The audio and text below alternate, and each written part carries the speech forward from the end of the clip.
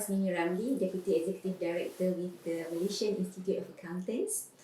We are very honoured today to have Mr. Kurang Farouk, a Senior Governance Specialist of the World Bank, with us.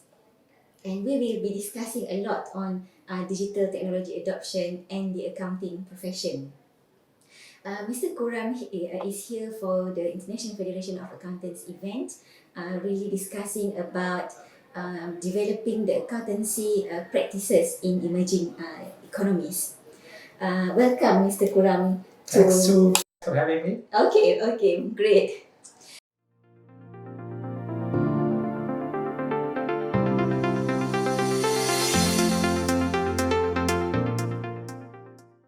Could you share with us what are those key technological trends affecting the profession?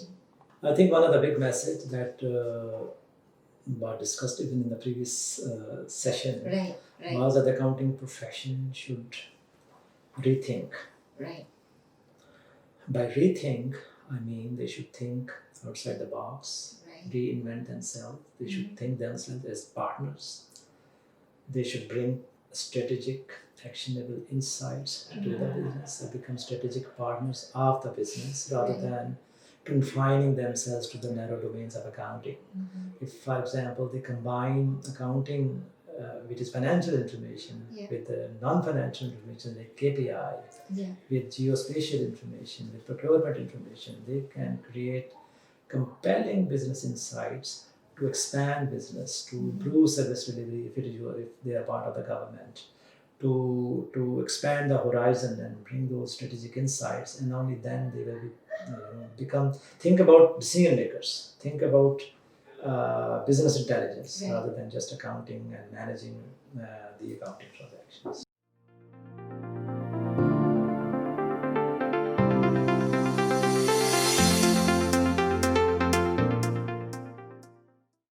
I think the big challenge is the mindset change, the awareness. And again, the curriculum in the accounting professional bodies should embrace these technologies, promote these technologies, and opportunities for experience. So, for example, if you're working in a firm or in the government, think about how you can create efficiencies.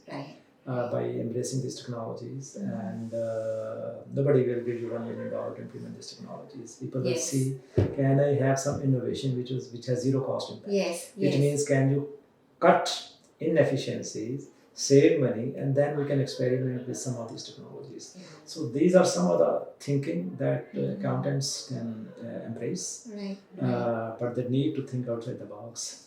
They should think about the business as a strategic partner of the business, and then give ideas that can maximize the mission of the business. If in the public sector, as I mentioned, they can strengthen compliance, they can increase service delivery, they can increase efficiency of the government, they can increase transparency of the government. They can incorporate citizen engagement to give voice to the citizens, and so that the governments are more accountable. So there are various ways of doing these things, but accountants need to embrace all these ideas. Right. You mentioned about, I think it comes to the funding when it comes to adopt technology, right? And I think and that is aligned with we did a survey back in 2017 as well as recently, and funding is still one of the big challenge for the accountants here in Malaysia to adopt technology. But this is not only in Malaysia.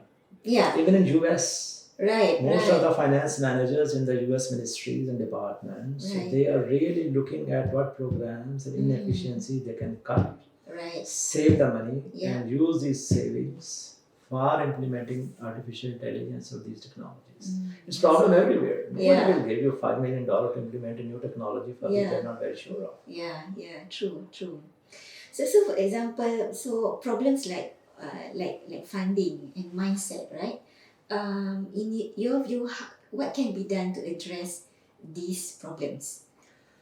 As I mentioned, we need to create awareness. We need to think outside the box, and this thing can at every level, at the entry level in the accounting profession, at the mid-career level, the accountancy board and accountancy professional bodies should increase that awareness, and then think about the business.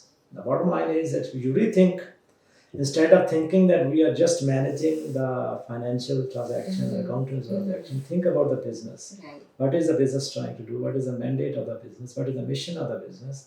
And then try to give ideas using the data that you are having, and then combining this data with other departments. Right. So cross-cutting basically ideas. Right. So only then you can create a business impact, and then have a strategic. You can be a strategic partner in the business. Yeah.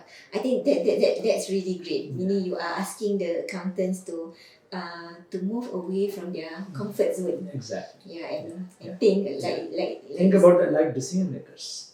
Yeah. Not like accountants. Think about, if I were the owner of this business, and this was my business, and this is the mandate of the business, how I can improve this business. They have knowledge. Accountants are one of the very well-grounded professions. They know inside out. They have done such a, they review compliance, they know the rules and regulations, they do all sort of complicated. So they are very used to all these things. They are very well-grounded to do these things. It's just a thinking. It's a mindset change. Yes.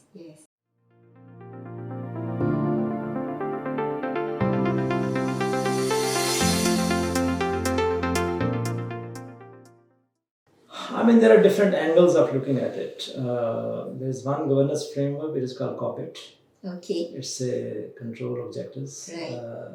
So that is a governance framework. Right. But at a more policy level, I would think that three things are very important when you talk about embracing technologies. Right. One is the policy. Okay. People. Right. And technology. Technology alone will not deliver. We have done WDR, this is World Development Report 2016 on digital dividends. Right. There's compelling evidence, and our own experience in many countries have shown us that without managing the policy or managing the people, by people mean there are a lot of things about that. Political economy, capacity, skills, incentives. All these aspects have to be managed. Otherwise, technology will not be able to deliver, or even if it delivers, the impact will be suboptimal.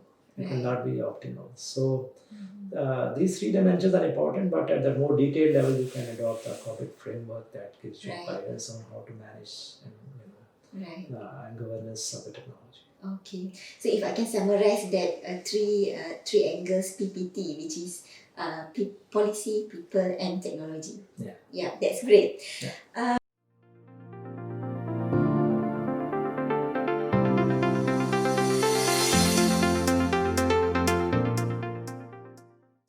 So from the World Bank perspective again, how do you advocate digital technology adoption within the World Bank as well as outside the World Bank? If you can share a little bit. The World Bank is very conscious of the fact that as advanced digital economies are embracing technologies at a very rapid pace, our client countries will be left behind. Okay. So if they are left behind, the likelihood of increasing inequality will be very high. Okay. So we are advocating our client countries to embrace these technologies, and in order to facilitate that, the World Bank has initiated a global initiative. It's called Global Partnership, GovTech Global Partnership. Okay. Objective of the partnership is to promote the use of technology in the government, and there are three key areas. One is creating efficiencies within the government through the core systems. Like financial management information system, or HR systems, or procurement system, or tax management systems.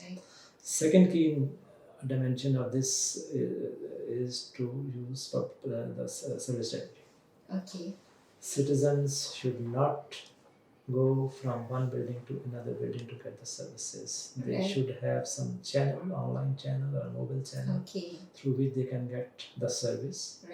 Preferably through one transaction. They can enter the login or make the request. And whatever is the back-end complexity of various ministries interacting with each other, the verification process, that should be hidden from the users. So that is the ultimate goal of the public service delivery. Right. So they have a great experience and they are interacting with the government. Yeah. And the third dimension, which is again very important, is a citizen engagement. Right. Because we have seen, and there's a lot of data to support that this is the voice, Right. giving voice to the citizens. Yeah. In various forms. The voice could be in policy formulation. Yeah.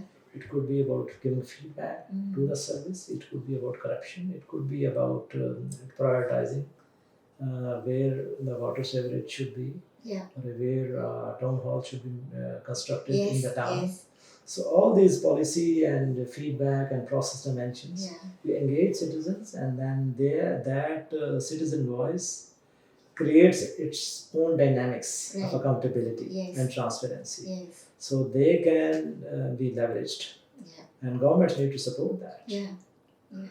So these three elements of the GovTech improve service delivery through improving core systems, improve the service delivery, and improve the citizen voice through the use of technologies. And use of technologies doesn't mean just to use disruptive technologies. It means use every kind of technology, both the traditional technologies as well as emerging technologies. The basic purpose is that we should promote and convene a global partnership to promote this in our client countries. So World Bank is doing that. And within the bank, we are embracing actually a lot of these technologies. We have an artificial intelligence, a big data group that is working on the big data projects and advises the clients on this. I see. We also have a innovation lab within the bank. The innovation lab supports our client countries and also within the bank on various technologies like blockchain or robotic process automation. The World Bank has actually deployed more than 15 bots, actually, robotic process automation to automate many of its steps. So there's immense already efficiencies being generated through the use of these technologies within the bank. Right. So it's very interesting to hear the three areas there and how it can really, because you focusing that into public sector, right? And how people in public sector can really use technology to provide the services to the people.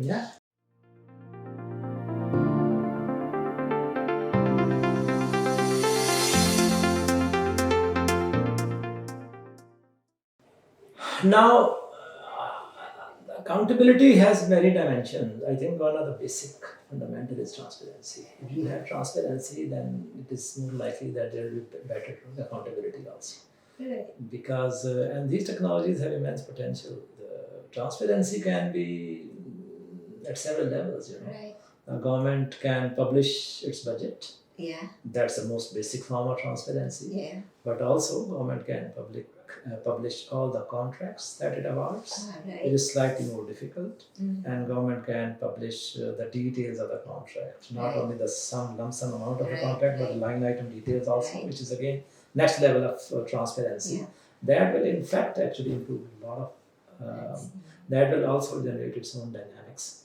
Similarly, in terms of citizen feedback, if you give opportunities, channels to the citizen to give feedback, then if there is something hidden from the government, that they can bring out those aspects. I went to this office and somebody asked me for something, favor or whatever, or this thing is not working, or so there are a lot of areas in which the governments can promote these. But I think accountability is a very difficult and it has multi-dimensional aspects, but we can start from transparency. And then that can actually kickstart much other accountability.